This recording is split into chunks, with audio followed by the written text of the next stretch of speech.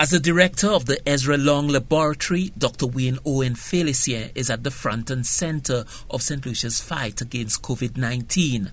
With the nation in the grip of the fourth wave of the deadly virus, his warning is simple but stark. SARS-CoV-2 is real. We're seeing it every day. A lot of people are losing their lives. We need to work together to solve this problem. We have vaccination, which is time-honored. We've used it to solve a lot of problems, a lot of pandemics. We still have it at our disposal.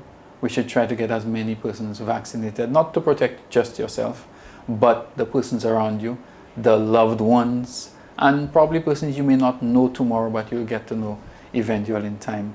The protocols are there for us to try to protect each other again.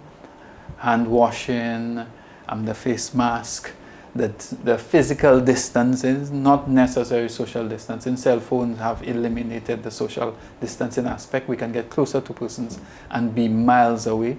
We know that.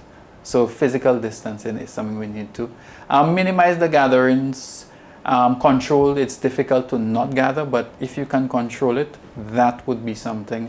And respect each other, and just know that if you have any signs and symptoms, testing and just identifying that you may be putting others at risk is important. St. Lucia has recorded in excess of 11,000 cases of COVID-19 to date, with the number of recoveries of late the bright spot on an otherwise bleak situation.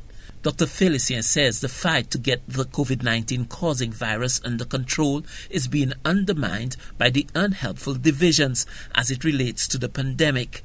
He argues that the focus should be on keeping people healthy and using all useful means at our disposal to achieve that goal.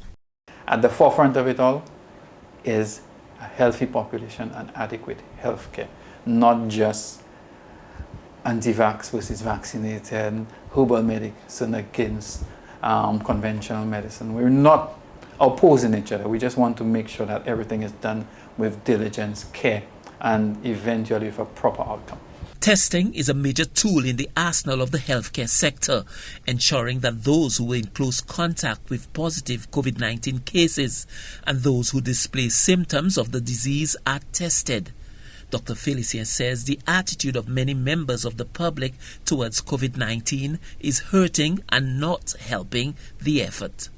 Are we testing as much as we should be? I think we can do a lot better.